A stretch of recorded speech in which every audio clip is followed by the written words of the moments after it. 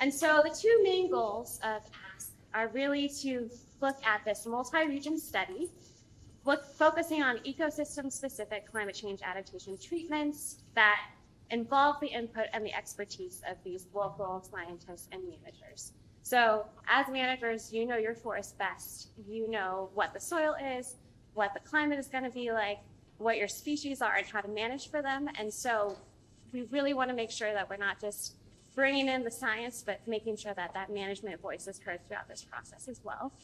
And then the second goal is to really provide these tools and approaches to help integrate that climate change thinking and adaptation into our natural resource management and silvicultural decision-making on the ground.